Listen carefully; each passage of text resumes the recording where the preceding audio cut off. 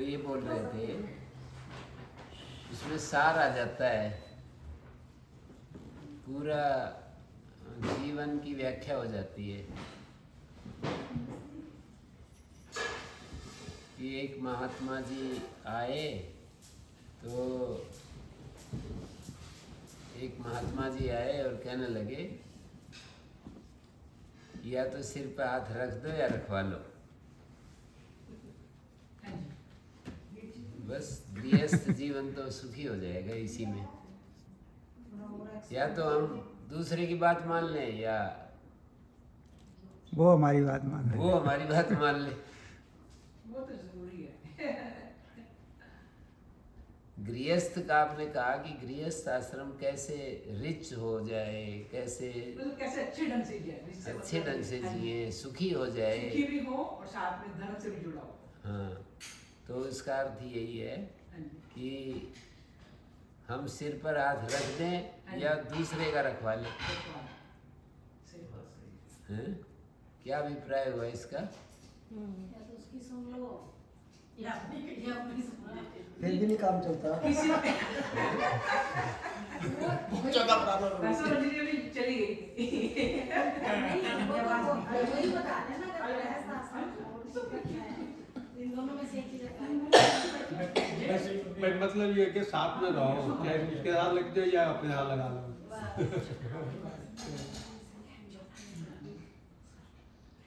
नहीं वो तो सही बात है। स्वामी जी, एक बात मैं पूछ रहा हूँ कि स्वर्ग नरक क्या होता है? होता है क्या कोई? That's a very good ji question. जी, ना वो भाई व्याख्याएं हैं कि इस धरती से अलग भी स्वर्ग नरक होता है, कि ये लोग मानते हैं। पर एक ये मानते हैं कि यहीं पर इस धरती पर जो हमारे जीवन में सुख विशेष होता है उसका नाम स्वर्ग, और जो दुख विशेष होता है उसका नाम नरक। अच्छा, हमारे जीवन में जो सुख विशेष होता है, सुख विशेष किन बातों से आंका जाता है? अच्छा स्वास्थ्य हो, घर में पति पत्नी में आपस में प्रेम हो, वो अच्छा एक दूसरे का सम्मान करें, आदर करें, और बच्चे आज्ञाकारी हों, हाँ, बच्चे हमारे हमें जो पसंद है उस रास्ते पर चलने वाले हों, किसी प्रकार का कोई अभाव ना हो, प्रॉस्पेरिटी हो, समझ भी हो। जब ये सब चीज़ें होती हैं तो उसका नाम स्वर्ग होता है। और दूसरी तरफ नरक यही होता है कि भाई आपस में कलह हो, व्यापार जो है हम कोई भी हाथ डालें और उसमें घाटा ही होता चला जाए, कहीं स्वास्थ्य में ऐसी गड़बड़ हो जाए कि हम उसको संभाल ही न पाएँ। इन सब चीज़ों का सम्मिलित नाम एक दे दिया, नरक। तो इस धरती पे ही है स्वर्ग नरक? हाँ, इसी आपका धरती यही मानना है पर ना? इसी ह्यूमन लाइफ में ही स्वर्ग होता है, इसी में नरक होता है। और मरने के बाद मरने के बाद भी इसी तरह शुरू हो जाता है फिर। जो यहाँ होते हैं वही फिर आगे शुरू हो जाता है। जो जो हमने आज यहाँ पर कर रहे हैं वही फिर चालू हो जाएगा। मरने के बाद दूसरी यात्रा, जैसे ये माता जी ये बैठी है ना, ये जैसे ध्यान प्रिय हो रही हैं, ध्यान बहुत कर रही हैं, तो मरने के बाद फिर दूसरा जो जीवन मिलेगा उसमें भी ध्यान ही करेंगी। एक माता जी मेरे को बहुत ज़्यादा ना, बहुत ही ज़्यादा कुछ भेजती रहती हैं खाने पीने की। कभी कहेंगे कि मैं पैसे भेज रही हूँ, इसका कुछ खाना है आपको, फिर और कुछ करती रहती हैं, कुछ न कुछ करती रहती हैं। तो मैंने कहा माता जी अब अगले जन्म में भी आपको यही करना पड़ेगा। नहीं, पर गुरु जी, जो प्योर इंसान होता है उसको ऑफरिंग देना इस बहुत पुण्य का काम है। नहीं वो तो ठीक अपनी है, तरफ मैं उसकी बात नहीं कर रहा। मैं ये कह रहा हूँ कि जो हम आज कर रहे हैं वही मरने के बाद फिर शुरू हो जाता है। हाँ, वो तो है भाई इतनी बात कहना समझाना चाह रहा हूँ कि जो हम यहाँ कर रहे हैं, हम यहाँ बहुत ज़्यादा गुस्सा करेंगे, मरने के बाद भी गुस्सा ही होगा। यहाँ बहुत ज़्यादा हम किसी को आहत करेंगे तो फिर ऐसी बेहोशी आ जाएगी कि आगे भी ऐसे ही आहत करते रहेंगे। आहत करना माने कष्ट देते रहेंगे। हर्ट करना। तो ऐसे ही यहाँ जो कर रहे हैं हम, यहाँ बहुत ज़्यादा जीवन भर जैसे कोई गायक बन करके, गायिका बन करके जिया है, तो अगले जन्म में भी उसको अच्छा गला मिलेगा और वो इस काम को करेगा। यहाँ बहुत अच्छा खेलने में अच्छा रहा है, उसका मन खेल कूद में रहा है, तो अगले जन्म में भी उसकी बॉडी, उसका शरीर ऐसा होगा कि वो खेलने कूदने वाला ही होगा। अभी मैं जैसे पढ़ाई में लगा रहता हूँ तो अगले जन्म में मेरे को पढ़ाई मिलेगी। तो इसका मतलब जो हम इस जन्म में कर रहे हैं वही हमें नेक्स्ट जन्म में भी वही सब मिलेगा। हैं? जो हम इस जन्म में कर रहे हैं इस जन्म में जो कर रहे हैं वही अगले जन्म में शुरू हो जाता है। तो वो कैसे बोलते हैं कि तुम अच्छे कर्म करो तब तुम्हारा अगला जन्म भी अच्छा होगा। हाँ, तो अच्छा करेंगे तो अच्छा ही शुरू हो जाएगा ना। फिर गड़बड़ करेंगे तो वही शुरू हो जाएगा। फिर हमने कई बार देखा है जो लोग बहुत ज़्यादा भगवान का जैसे नाम लेते हैं, कई बार वो अपनी जिंदगी में इतने दुख झेलते हैं, कुछ कहने की बात नहीं। वो तो जो दुख आदमी झेलना नहीं एक करता अलग बात है। देखो, दुख झेलना एक अलग बात है, हाँ, पर वो तो किसी कारण से किसी आदमी ने, देखो दुख जो आते हैं ना वो हमारी इस जन्म की भूलों से भी आते हैं, पिछले जन्म की भूलों से भी आते हैं। किसी आदमी ने बहुत ज़्यादा किसी जीवन में कष्ट दिया है तो उसका एक कर्मा से बनता है, उसका एक कर्मा से बनता है। उस कर्मा से के अनुसार हमें सुख दुख मिलते हैं, और जो हम कर्म करते हैं उसके अनुसार हमारे अभ्यास भी बनते हैं। जैसे कोई आदमी दूसरों का सहयोग करना बहुत ही सहयोग करता है, तो उसकी आदत में सहयोग करने आ जाएगा ना, और वो जिनको सहयोग करेगा उससे पुण्य कर्मा से भी बनेगा। कर्म के दो चीजें साथ साथ चलेंगी। जैसे हम बहुत गुस्सा करते हैं, बहुत लोभ लालच करते हैं, बहुत ईर्ष्या करते हैं, बहुत दुखी रहते हैं, तो हमें हमारे दुखी रहने से दूसरा भी इफेक्टेड होता है ना, वो भी दुखी होगा, तो इससे हमारा बुरा कर्मा से बनेगा, और साथ में दुखी रहने का स्वभाव भी इंक्रीज होता जाएगा। दो चीज़ें होंगी। हम बहुत ही ज़्यादा, जैसे मैं पढ़ाने में मेरी रुचि है, बहुत ज़्यादा मैं पतंजलि में भी अपने यहाँ भी लगा रहता हूँ, और जैसे मेरी आदत में ये है, मैं अपना बता रहा हूँ स्वभाव, कि कहीं पर भी मैं रास्ते में चलता हुआ कांटे उठा दिए, जैसे कोई कांग्रेस घास बोलते हैं, एक महाभारत में बहुत होती है, तो अपने खेत में से उसको उखाड़ दिया, गाय के पास गया तो उसका गोबर उठा दिया, उसके ऊपर ऐसे हाथ फेरा, तो जैसे मेरे स्वभाव में वो चीज़ आ गई। और इन क्रियाओं से गायों को सुख मिलता है, किसी व्यक्ति को सुख मिलता है, तो वो मेरा कर्म बन जाता है। जिस मेरे कर्म से किसी को सुख मिलता है उसका नाम पुण्य, मेरे कर्म से किसी को कष्ट हो गया तो उसका नाम पाप। मतलब अविद्या पूर्वक यदि मैंने किसी को कष्ट दे दिया, अज्ञान पूर्वक कष्ट दे दिया, तो वो पाप हो गया, और ज्ञान पूर्वक कोई कष्ट दे दिया तो वो तो पुण्य होता है। जैसे माता पिता या स्कूल मास्टर बच्चे को कष्ट दे देते हैं, उसको बिठाते हैं, पढ़ो तुम, और उसको इधर उधर इच्छा होती है भागने की, उसको भागने देते, तो ये वाला कष्ट पुण्य है या पाप है? तो हम कहेंगे पुण्य है। पुण्य है। ज्ञान पूर्वक जो कष्ट किसी को हम देते हैं, जैसे गुरुकुल में बच्चे सुबह उठते हैं तो 4 बजे उठा देते हैं। अब 4 बजे उठने में तो कष्ट होता है ना, लेकिन ये कष्ट उसको पाप के रूप में नहीं, पुण्य के रूप में बन क्योंकि जाएगा। उसको अच्छा बनाने के लिए उसको करते हैं। अच्छा बनाने के लिए ये कष्ट दिया जा रहा है। तो इस तरह से पाप और पुण्य तो ये हो गया, पाप का फल नरक, पुण्य का फल स्वर्ग, ये एक सिद्धांत हो गया। पर इसके इस प्रक्रिया में, इस प्रोसेस में एक दूसरी चीज भी हमारे साथ घटित होती है। उसको मैं ये कह रहा हूँ कि वो हमारे स्वभाव में आती रहती है, हमारे संस्कार में आती रहती है। जैसे मैं किसी को, मैं बहुत ज़्यादा यूँ समझ लीजिए बहुत स्वार्थी हूँ, तो स्वार्थी व्यक्ति से दूसरे को परेशानी होगी, तो वो तो पाप हो गया।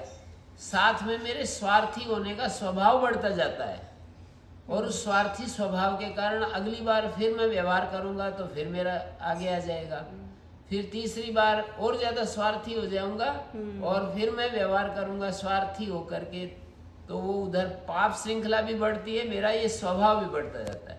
मैं क्रोध करूंगा तो क्रोध से दूसरा प्रभावित होगा, तो उससे पाप बनेगा।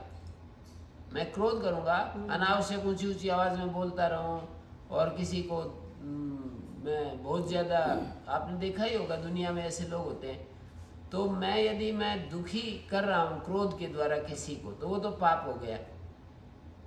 और साथ में मेरा स्वभाव भी तो क्रोध का बनता जा रहा है। पर क्रोध से पहले अपने आप को कष्ट नहीं देते हैं, फिर दूसरों को कष्ट देते हैं वो ना? तो हो ही गया। या सभी विकारों में ऐसा ही है। सारे विकार सबसे पहले हमें प्रभावित करते हैं ना। ईर्ष्या करेंगे तो ईर्ष्या से दूसरे को परेशानी बाद में होती है, पहले अपने को हो जाती है।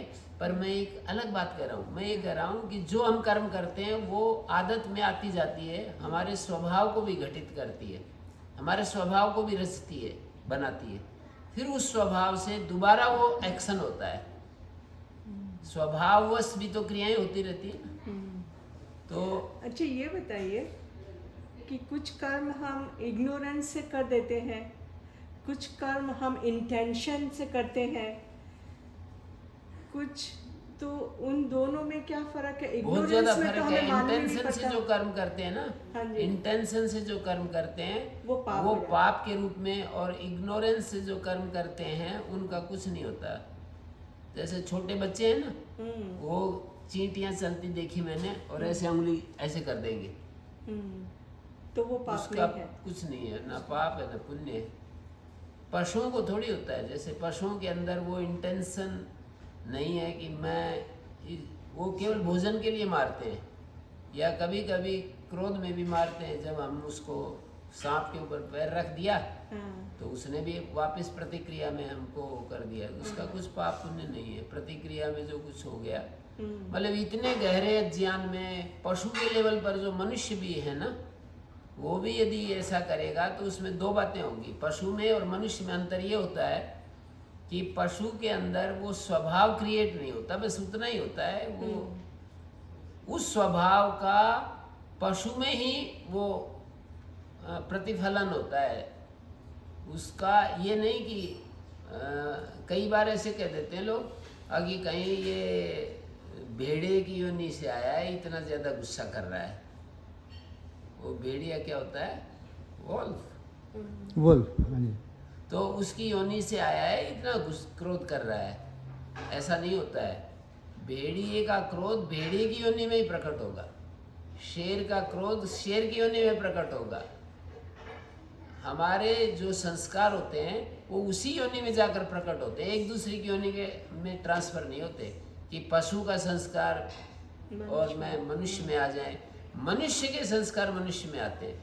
तो पहले जन्म में मैंने जो किया था वो मेरे स्वभाव में आ गया, मेरी आदत में आ गया। वो आदत फिर आगे अगले वाले जन्म में आगे बढ़ती है, और वो जो पुण्य या पाप हुआ है उससे मेरे को क्या क्या मिलता है, वो जो मैंने किया है उससे मेरे को क्या क्या मिलता है। मैं कहूँगा एक शरीर मिलता है, उस शरीर में रूप मिलता है, उस शरीर में दिमाग मिलता है, उससे वाणी मिलती है, अच्छी वाणी, खराब वाणी, कर्कश वाणी।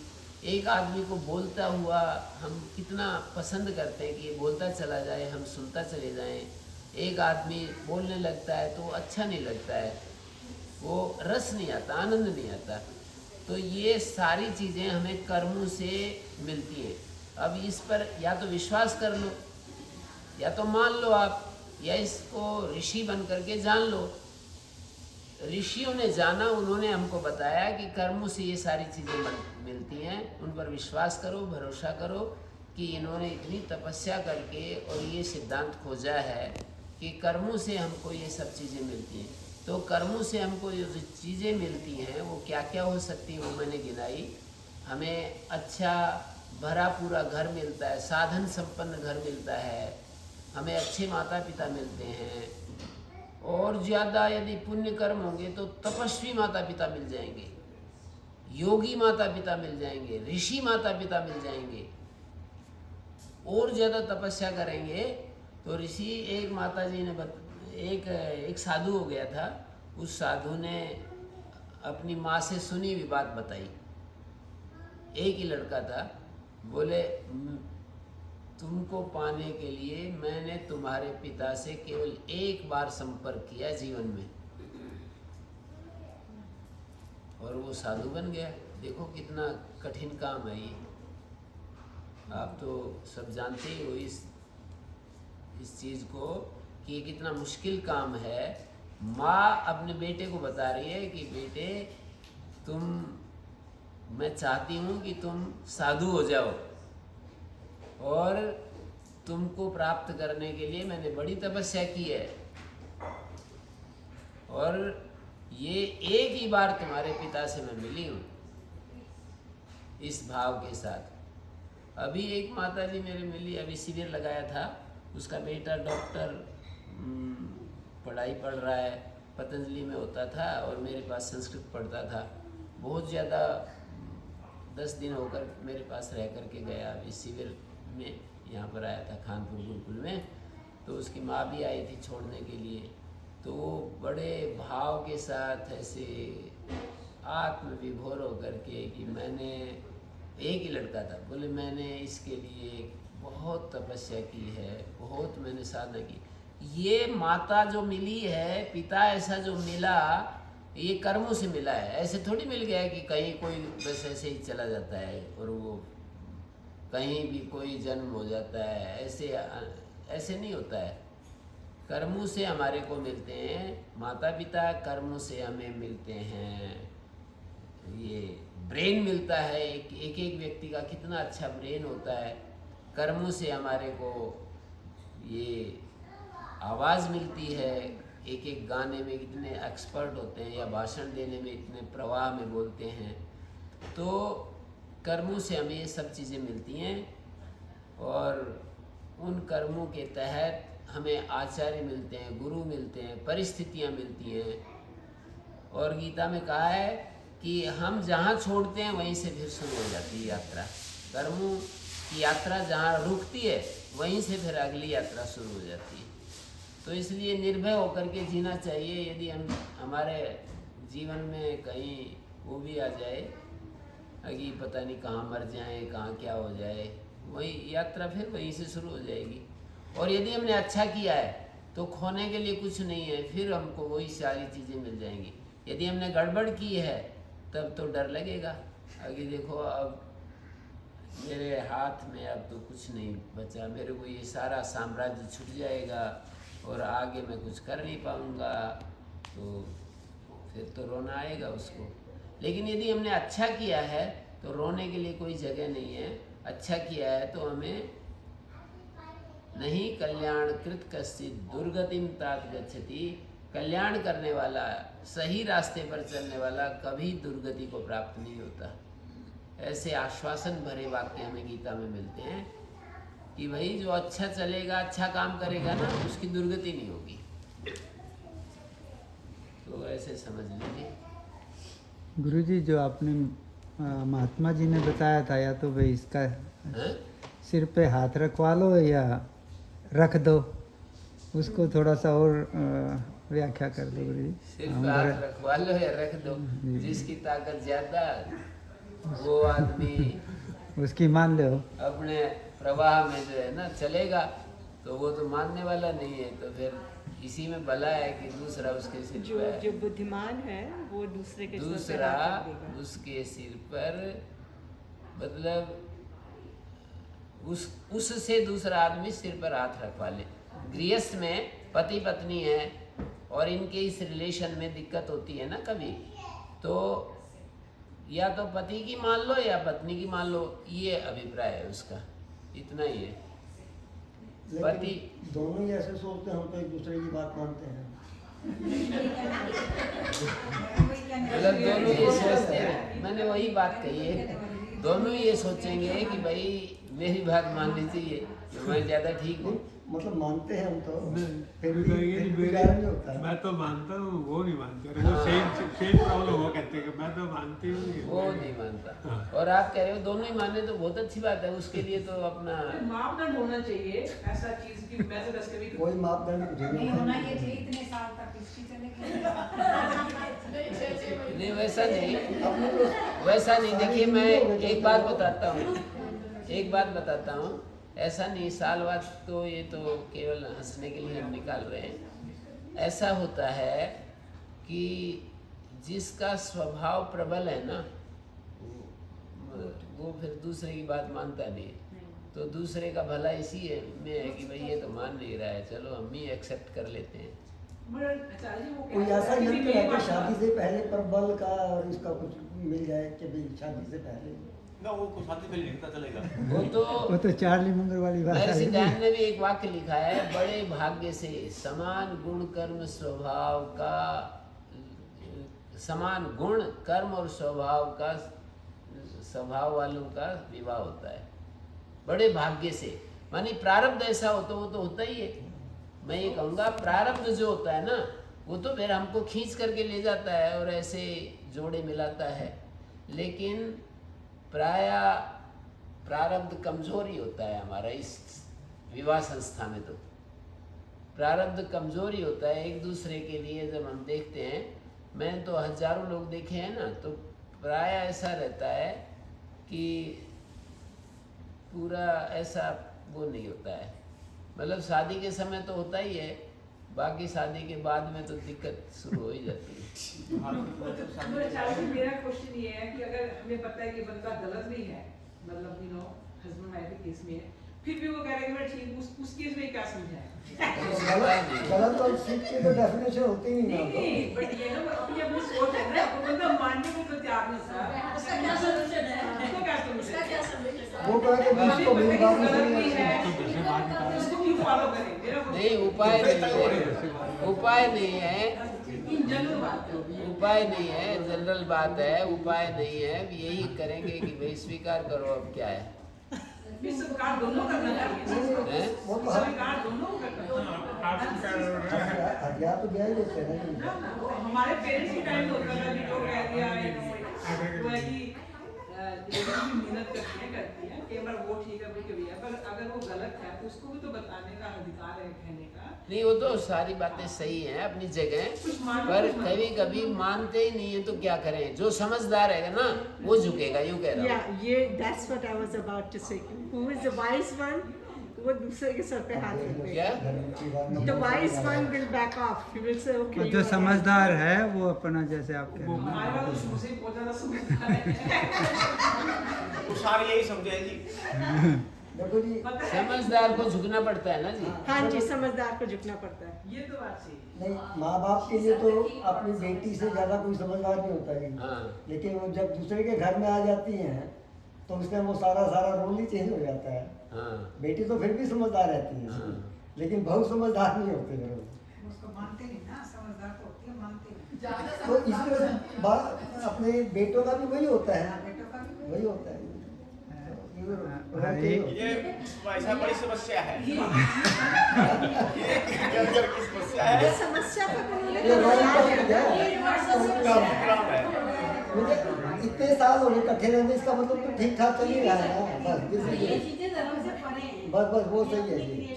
तो वो है ना, चार्ली मंगर ने बहुत ही अच्छा सोल्यूशन दिया है। नु क्या भाई, चार्ली मंगर ने हाँ। कि भाई शादी से पहले तो अपनी आंखें पूरी खोलो कि भाई कौन पार्टनर बनाना है, और शादी होने के बाद कीप देम हाफ शट। भाई ये तो वो कह रहे हैं आदि बंद करके रखो, 50% बंद कर लो। मतलब आपस का कंप्रोमाइज तो करना ही पड़ेगा। शादी मतलब घर चलाना है तो शिखर भैया, जी आपकी बात से जवाब दे रही हूँ। जी। हमने तो आंखें नहीं खोली, जो माँ बाप ने क्या कर लिया, ठीक है। आज के बच्चे तो आंखें खोल के चाहे जी 2-4 साल बिताते हैं, करते हैं आंखें खोल के भी, हम ठीक है, और फिर बाद में उनको प्रॉब्लम होती है। ये आजकल की जनरेशन, उनसे तो बेटर आप ही है। उनसे तो अच्छे हैं। नहीं, फिर वो फिर आधी आंखें बंद करनी भूल गए। हमें अपना पता है, दूसरों को बाद नहीं में पता है। सेकंड हाफ भी तो सुनो सोल्यूशन। ये दूसरों को वो तो कहते हैं मुझे आखिर छोड़ दी गई गृहस्थी का नाम गृहस्थी का बढ़िया है कि अकेले रह के बढ़िया है? तो दोनों करके देख लेना।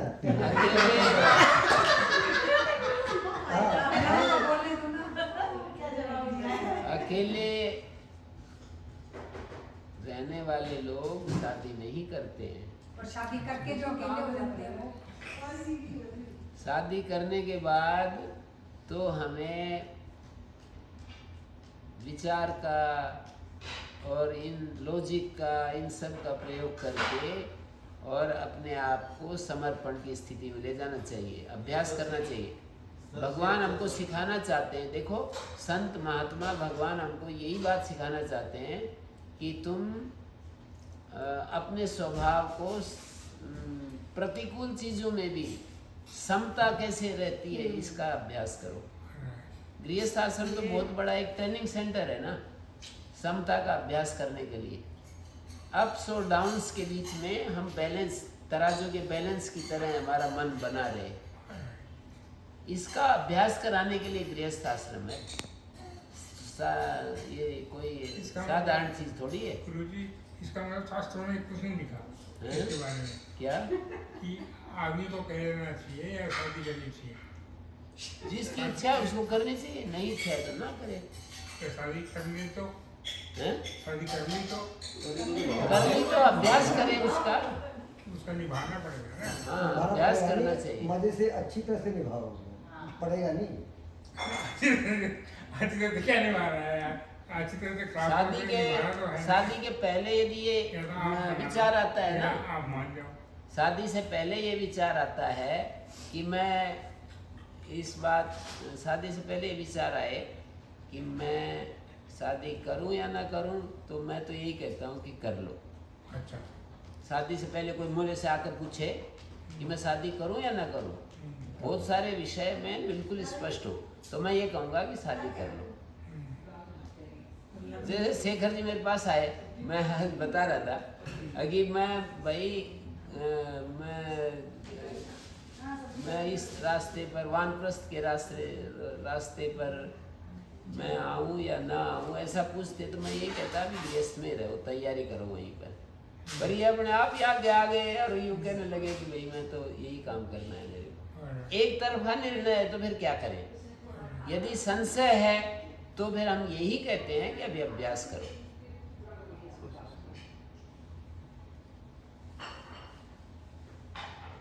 संशय की स्थिति में अभ्यास करने की बात कहते हैं। एक तरफा निर्णय हो गया तो उसमें अभ्यास क्या करें? फिर तो अभी इस चीज का अभ्यास करो। अभी किसी ने निर्णय ले ही लिया तो अभी इसमें अभ्यास करो। जो भी निर्णय ले लिया वो ठीक है। नहीं, ठीक और गलत तो ये समय बताएगा, क्या कितना आदमी किसी काम को करना ईमानदारी से करता है। गृहस्थ का निर्णय लिया, ठीक और गलत की बात नहीं है, वो तो निभाने पर ठीक होता है।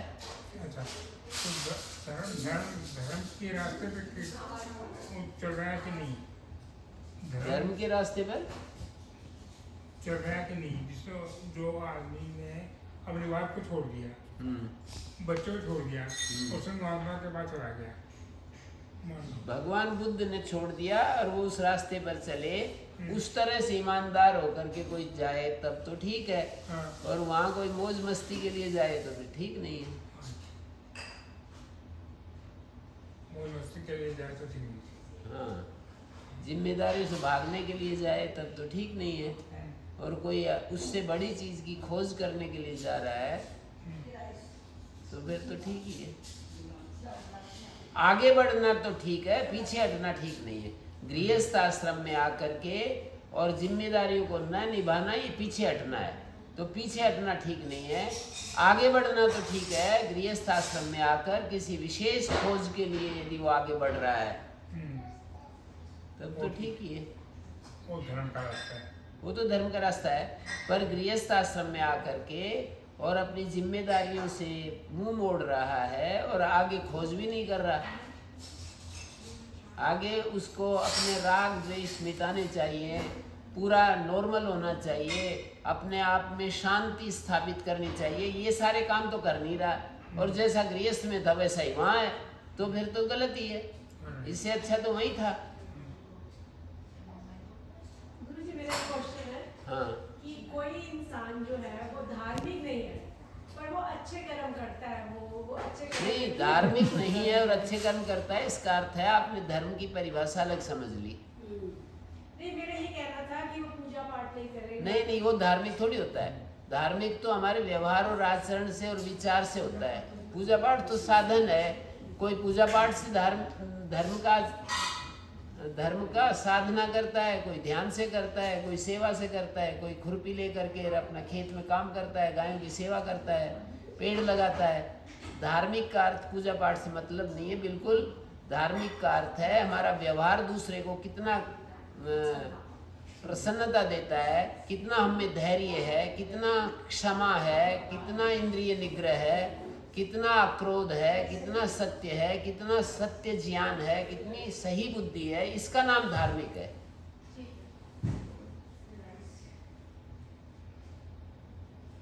अच्छा गुरु जी, एक बात हो रही है जी। मरने के बाद आदमी यही सब कुछ है, मान लो मरने के बाद स्वर्ग लोक में जाते हैं, मरने के बाद यहीं आ जाते हैं। यहीं आ जाते हैं। हाँ, जो आदमी इंसान होता है वो इंसान के रूप में आएगा। नहीं ऐसा कुछ नहीं। यदि आदमी मरते समय बेहोश है तो पशु बन जाएगा, वो पेड़ पौधे बन जाएगा। चेतन है, सचेतन है तो मनुष्य बन जाएगा। तो चेतन में 384 योनियों के बाद मनुष्य का जन्म होता है। यथा कर्म यथा श्रुतम, जैसा कर्म है जैसा ज्ञान है उसके अनुसार हमको। तो इंसान दूसरा जन्म लेता है, इसका मतलब हैं? इंसान का पूर्व जन्म होता है फिर से इंसान का पुनर्जन्म, या इसमें तो बिल्कुल पक्का, मेरा तो पक्का विश्वास है। होता है। देखो प्रमाण से चीजों को जानते हैं ना, ध्यान दे रहे? किसी भी चीज को हम प्रमाण से जानते हैं ना। प्रमाण का मतलब जैसे आप लोग बैठे हो, इसमें क्या प्रमाण है? मेरी आंखें प्रमाण है, आपकी आंखें प्रमाण है कि हम सब बैठे बात कर रहे हैं। प्रमाण से जानते हैं ना। कहीं वहां पर धुआं दिख रहा है और हमने आग तो नहीं देख रहे, लेकिन प्रमाण बन गया धुआं की वहां आग है। घड़ी की छोटी सुई बिल्कुल चलती हुई नहीं दिखती, लेकिन 1 घंटे बाद स्थान बदल देती है। ये प्रमाण है, जो स्थान बदलना है ये प्रमाण है कि वो चल रही है। और कुछ चीजें ऐसी होती हैं जो प्रत्यक्ष और अनुमान दोनों से नहीं जानी जाती। ये अनुमान है। घड़ी की छोटी सुई गति युक्त है, इस बात में अनुमान है। क्या? देशांतर प्राप्ति, माने एक स्थान से दूसरे स्थान पर पहुंचना ही प्रमाण है। इसको बोलते हैं लिंग, कारण, चिन्ह। इस चिन्ह से पता लगता है कि उसमें गति है, दिखे ना दिखे। तो तीसरा एक प्रमाण और होता है, शास्त्र जिसको कहते हैं। आप्त व्यक्ति, कोई ऋषि महर्षि, कोई तत्ववेत्ता, वो यदि किसी बात को कहते हैं तो वो सच होती है। प्रत्यक्ष और अनुमान से बेशक हमें पता नहीं चल रहा। अब पुनर्जन्म होता है, ये तो प्रत्यक्ष से भी नहीं पता चलता और अनुमान से भी पता नहीं चलता। उसमें अनुमान भी क्या लगेगा कि पुनर्जन्म होता है। लेकिन शास्त्र ऐसा कहता है, महान ऋषि ऐसा कहते हैं कि पुनर्जन्म होता है। पुनर्जन्म होता है तो बस होता है। गुरुजी इसका तो प्रमाण भी है पुनर्जन्म का। तो जैसे 6 से 7 साल के बच्चे इतना बढ़िया प्यार, हाँ, वो तो प्रत्यक्ष हो जाएगा कि किसी 6-7 साल के बच्चे ने जा करके कहा कि मेरा घर तो वो है, फिर उसको बुला करके ले गए, कौन सा है, मतलब वो कई बार बोला तो पहले तो सुनने वाले ऐसे ही कर देते हैं इधर उधर।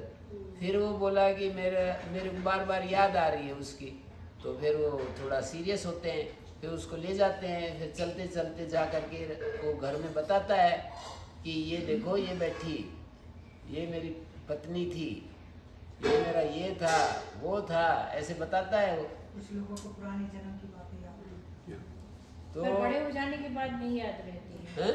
बचपन में ही याद रहती है, बचपन में ही रहता है वो 5-7 साल तक उसके बाद नहीं रहती। नहीं रहता। गुरुजी जो बच्चा है जन्मा अभी, वो माँ के स्तन से दूध ले लेता है, स्तन से दूध ले लेता है, तो कैसे मतलब वो कर लेता है? अगर उसका पुनर्जन्म का नहीं हुआ तो छोटे बच्चे को कैसे कहाँ से जान? वो एक चिन्ह बताते हैं, ये अभ्यास से हम कहते हैं कि माँ, ये जो बच्चे होते हैं ना, बच्चे माँ के दूध को, ये तो बहुत मुश्किल काम होता है ना कि ऐसे इतना प्रेशर से दूध निकलता है, और माता के स्तन को जब दूध पीता है तो बच्चे को कोई ट्रेनिंग थोड़ी है, इस जन्म में तो है नहीं, लेकिन वो दूध पीता है, उस क्रिया से अनुमान करते हैं कि भाई पहले अभ्यास किया है इसका, हजारों बार पहले मनुष्य बन करके इसका अभ्यास किया है और बार बार दूध पिया है, उसका अभ्यास इतना सघन हो गया है कि अब फिर चालू हो गया। तो वो तो एक है दूध पान जो है, और कर्म वैचित्र्यात् सृष्टि वैचित्र्यम, ऐसा सांख्य में एक सूत्र में कहा कि ये कर्मों में जो ये जो भेद दिखाई देता है ना, किसी का इतना अच्छा ब्रेन है, किसी का इतना अच्छा स्वभाव है, किसी का इतना अच्छा रूप है, किसी का इतना अच्छा वाणी है, किसी का इतना अच्छे साधन, मतलब जन्म लेते ही अरबपति हो जाता है, कुछ करना नहीं पड़ता, जन्म लेते ही अरबपति हो जाता है। ये भेद क्यों है? इसके पीछे कोई ना कोई जरूर कोई कारण है, और वो कारण यही है कि पहले जन्म में उसका ऐसा जीवन क्रम चला है, उन कर्मों का ही फल ऐसा है कि किसी को इतना अच्छा ब्रेन मिल जाता है, वो तो एक को ऐसा अच्छा रूप मिल जाता है, तो रूप के सारे साधन, यश कीर्ति सारी चीजें मिल जाती हैं। इतना अच्छा गला मिल जाता है कि गले के सारी चीजें मिल जाती हैं, और एक को इतनी गहराई मिल जाती है कि इतना छोटेपन में ही, आचार्य शंकर जैसे छोटेपन में ही इतनी सारी चीजें सीख जाते हैं, फटाफट दूसरे को बताते हैं, शास्त्रों को समझ जाते हैं, कितना मुश्किल काम है। तो ये सारी चीजें हमें कर्मों से मिलती हैं। गुरुजी, एक चीज़ पूछनी थी, आपने बोला कि जब बेहोश होते हैं, बेहोश होके जब मृत्यु होती है तो पशु का जन्म होता है। क्या जब बेहोशी में पशु का जन्म होता है? आंतरिक रूप से बेहोश। हाँ, आंतरिक रूप से बेहोश। बिल्कुल। तो बेहोश का मतलब जैसे आदमी जब मरने लगता है तो उसकी वाणी चुप हो जाती है, आंखें चुप हो जाती हैं, सारी इंद्रियां उसमें चली जाती हैं, मन में चली जाती हैं। मन में भी बेहोशी आ जाए, बाहर से देखना बंद कर देगा, सुनना बंद कर देगा, उसको कुछ पता नहीं चलता, मन में चली गई सारी शक्तियां, और मन भी बेहोश हो गया, तब उसको फिर पशु का जन्म मिलेगा। तो यदि चेतन मीन्स कि आप aware, is continuously aware of your sensations, ऐसा तो होता ही है। देखो एक व्यक्ति अवेयरनेस में छोड़ता है शरीर, अवेयरनेस में छोड़ा तो कहाँ से जाती है जो चेतना जो है वो कहाँ से जाती है? आंखों से जाती है, नाक से जाती है, सर से जाती है, निकलती है ना चेतना। हाँ, तो अच्छा। सबसे अच्छी मानते हैं। हाँ, आंखों से निकलती है, कभी नाक से निकलती है, कभी मुंह से निकलती है। हाँ, चेतना। हाँ, कभी नाभि से, कभी मूत्र मार्ग से, कभी मल मार्ग से। तो जितना नीचे से चेतना नीचे से निकलती है तो उतना बेहोशी है। अच्छा, तो यदि ऊपर के भाग से निकलती है तो फिर वो मनुष्य के योनि में जाता है। हाँ, मनुष्य योनि में भी तो बहुत वेरिएशन है ना। मनुष्य योनि में एक तो ऋषि बन जाए, एक बच्चा बाल्यकाल से ही उसका कितना अद्भुत। मैंने तो बेंगलोर में एक छोटा सा बच्चा देखा, कितना अद्भुत, मैं तो याद ही आता रहता है मेरे को। तो एक बार बात बता दो, कोई बात, तुरंत उसको सारी बातें समझ में आ जाती। इतनी गहरी गहरी बातें भी वो बताता है, बिल्कुल एक बार समझा दो उसको, छोटा धीरे धीरे ऐसे बस। तो ये क्यों ऐसा हो गया? ऐसा क्यों हो गया? कोई अन्याय हो रहा है क्या इस सृष्टि में कि एक के तो खाने को भी रोटी नहीं मिलती, एक को इतना ज़्यादा संपन्नता, एक को पढ़ाने से भी नहीं आता, एक इशारे मात्र से पढ़ता चला जाता है। ये वेरिएशन क्यों है संसार में? इतना ये भिन्नता क्यों है? इसका कारण कर्म है। अब मैं अपना ही कह सकता हूँ, मुझे तो पूरा विश्वास है 100%, इसमें कोई इधर उधर की बात नहीं है। मुझे तो बिल्कुल एकदम एक तरफा बिल्कुल ऐसा पूरा ऐसा बोध है कि ये ऐसा ही होता है। तो इसका तो आपको अनुभव तो हुआ होगा ना कि ऐसा ही होगा कि ये आप हो रहा है ना, अभी भी हो रहा है, अभी भी हो रहा है। हुआ क्या? अनुभव तो होता होगा आपको उस चीज़ का ना कि ऐसा ही होगा, ऐसा ही होता है। आपने अनुभव तो किया होगा। एक विश्वास होता है, और अनुभव एक तो अनुभव ज्ञान होता है। हाँ। एक विश्वास होता है, तो मैं विश्वास कर रहा हूँ। अनुभव इसका कैसे होगा? पुनर्जन्म का अनुभव थोड़ी होता है। हाँ, पुनर्जन्म का बस सृष्टि को देख के भी तो वो अनुभव नहीं, ही वो है तो था विश्वास ही है ना। और वो तो मतलब वो तो लॉजिक है। लॉजिक तो अनुभव नहीं होता है। लॉजिक तो यथार्थ ज्ञान का साधन तो मान सकते हो, पर लॉजिक अनुभव में नहीं आता, तर्क अनुभव में नहीं आता। ये सारे तर्क हैं, तो तर्क तो है ही मेरे पास, तो वो तो मैं मानता ही हूँ। तर्क से ही तो फिर मेरे को विश्वास हो रहा है। तर्क से विश्वास होगा, तर्क से अज्ञान होगा, तो पुनर्जन्म का ज्ञान तो कैसे हो सकता है? पुनर्जन्म का विश्वास है मेरे को, अगर ऐसा ही होता है।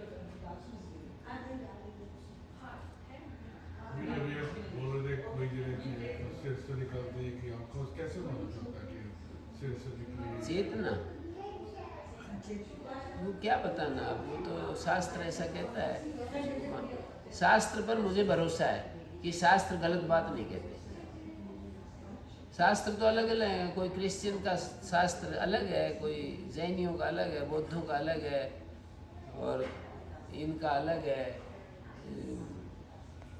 मुस्लिम लोगों का अलग है। पर हमारे वैदिक शास्त्र जो कहते हैं वो मैंने पढ़े हैं, बाकी तो मुझे पता नहीं क्या कहते हैं। तो वैदिक शास्त्र तो ऐसा ही मानते हैं कि जब पुनर्जन्म होता है और मरण समय में ऊपर से आत्मा निकले तो पुण्य माना जाता है, अच्छा माना जाता है। तो ऐसे ये कैसे मालूम चलेगा कि आत्मा ऊपर से शास्त्र निकली को है? केवल, हाँ जी, ये कैसे मालूम चलेगा कि आत्मा ऊपर से निकली है? शास्त्र में कहा है इसलिए मान रहा हूँ मैं तो। नहीं, हाँ, हमारे घर में कोई जा रहा है, कैसे मालूम चलेगा ये? आपको नहीं मालूम पड़ेगा, वो जो गया उसको मालूम होना चाहिए। हाँ, हमें थोड़ी मालूम तो पड़ेगा, वो होश, दूसरे को थोड़ी मालूम होश पड़ेगा, वाली बात आ गई ना। दूसरे को मालूम नहीं पड़ेगा। वेंटिलेटर में होते वो कैसे जाते हैं? हैं? वो तो बेहोशी में ही जाएंगे ना बेसिकली।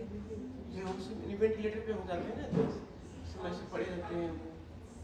वो तो बेहोशी में ही हो जाती है। चेतना तो उनकी भी कहीं से भी जा सकती है। चेतना तो कहीं से भी जाएगी, पर है बेहोशी में। और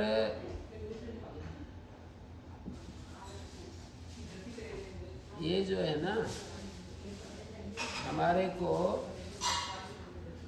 ये सारी चीज़ें खोज करनी पड़ती हैं, खोज करनी ही चाहिए।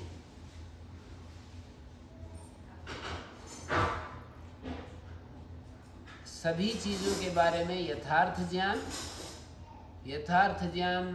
या तो प्रत्यक्ष से हो या अनुमान से हो या फिर शास्त्र से हो। तो शास्त्र से इस विषय में यथार्थ ज्ञान तो कम से कम कर सकते हैं। यदि प्रत्यक्ष नहीं है, अनुमान नहीं है, तो शास्त्र से तो ज्ञान कर ही सकते हैं। अब मेरे को थोड़ा थोड़ा परिचय दो, एक बार आग करके बता देते हो ये है, कुछ पता ही नहीं चलता है उसमें। ये माता जी तो